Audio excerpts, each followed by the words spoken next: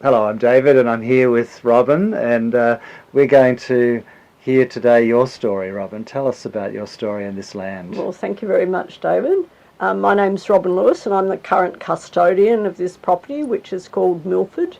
And this property's been in our family's care since 1829, so nearly 200 years. A third of it's 120 hectares, a third of it is forest up here, which has never been logged and never been cleared. So it's got 30 species of orchids, 2 of which are found nowhere else in the world. So it's a very special forest. We are here on the beach, and because this is what's called a high water title pre-1840, the property extends down to the beach. And that means the beach is also protected. So there have been no dogs and motorbikes and people making a mess and digging up things. So this land is very much as it was 200 years ago when, well, just over 200 years ago when white settlers came here. And down the other end, which you can see down there, is a big wetland. And wetlands are also really important for conservation as well. The tide's out a long way at the moment, but when the tide comes in, it's up to here. And wetlands are really important because that's where fish breed and so on. So 2/3 of the property, more than 2/3, is managed for conservation. So it's very special, and it's very close to Hobart and almost right next to Hobart Airport. So it's unique probably in Australia. So how does that work as a business person? So you're running a farm, but you have to provide conservation. Well, the middle third is the productive area, so I try and make the money out of the middle third area, which was cleared 200 years ago. So that's, but it's very hard to make money to support the conservation, but I also do fundraisers on Facebook once a year, and people support. There's a lot of people around the world really interested in orchids, and so people fund orchids, and we're looking at a plan where people can have their own special orchid, and fund their own orchid, but I haven't got round to that one yet. But, there's a lot of fundraising goes on as well. What time of the year does the orchid flower? Well, there's 2 species that are found here and nowhere else in the world, and one flowers in September and the other one flowers in November. Great, we'll have to come back in September or November. Spring here is very, very beautiful. Yes, it's a lovely time to visit. So Robyn, you mentioned that you are custodian of this land that's been in the family for about 200 years, which is incredible in Australia. That's very unusual. Yeah. You've also lived in other places. You've lived in Asia.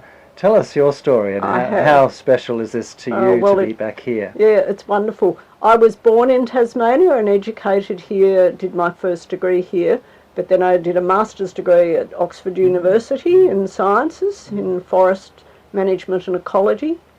And then I worked in Africa and also worked in Asia. So I've worked in China, I've worked in Nepal, in Thailand and Malaysia and other countries. And I came back when Mona was being set up. Actually, most people have heard of Mona. I was the inaugural project manager. Then I met my husband and we got married, and I've been here ever since. So it's actually his family's property. He passed away 7 years ago now, so I'm the custodian, and I'm taking it in a different direction. I'm taking it towards conservation, because it's really, really important. These pieces of remnant habitat that exist nowhere else, they're really important to conserve, because they're like a benchmark for other people who want to restore the land. They don't know what it looks like, what it's meant to look like. So this is why these little bits are really important. But and also I've travelled around the world and studied conservation and land management, and it's so important. People around the world are doing more and more of this now.